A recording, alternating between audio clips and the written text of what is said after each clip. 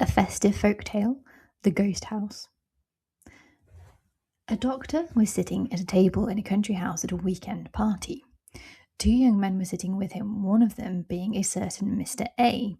He was talking of a place he knew in Devon, close to the village of Dalton, and how a particular adventure always befell him at a certain gate there. "Yes," said the other young man, "your horse shies at that spot, then turns down a lane next to it." "Yes," said Mr. A, "but how do you know?" "Well, the same thing always happens to me there." "And then I come to a gateway," continued Mr. A. "Exactly so.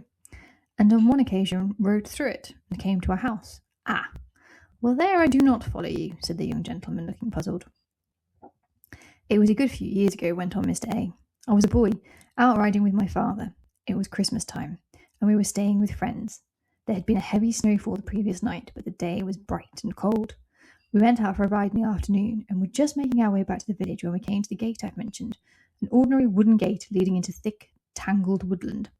All at once our horses shied at the gate and turned off down this dark lane, and being in the mood for an adventure, we gave them their heads. It was then quite late in the afternoon, beginning to get dark, and what with the darkness of the lane itself, surrounded as it was by this dense woodland, we could scarcely see where we were going, except for the whiteness of the snow-covered lane against the darkness of the woods, and a thin fingernail of a moon that showed herself from time to time through a ragged cover of cloud. All of a sudden we reached another gate, closed across the lane, and beyond it was a curving gravel drive, and set back within the trees a great house, brilliantly lit up.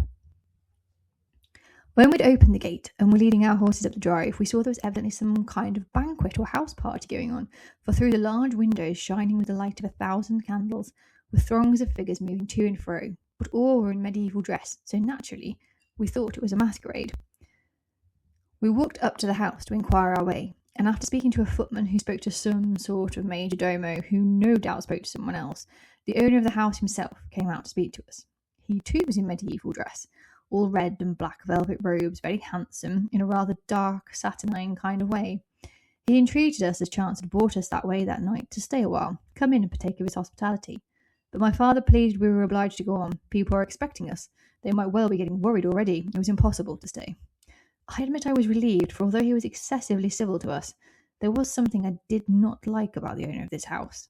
His face was cruel and mocking, and there was an aura about him I detested. Even the horses were nervous in his presence.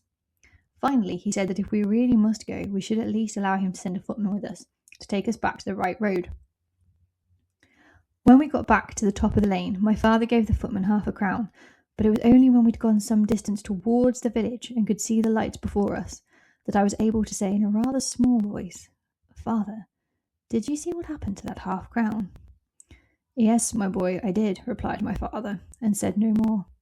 You see, the £0.50 had fallen right through the footman's hand, and had lain there, glinting in the snow, and the footman himself had seemed rather to fade into the gathering dark than simply turn back down the lane. The following week my father made many inquiries, both in the village and in the county archive office in Exeter. "Oh, the lane exists, as you know, but as you also know, there is no house there now, nor any sign of one. But there was a house there once, in the 14th century, an evil house, inhabited by some very wicked people, a brother and sister who were guilty of the most horrible blasphemies and unnatural practices, who danced naked upon the altar in the chapel and held the most vile parties.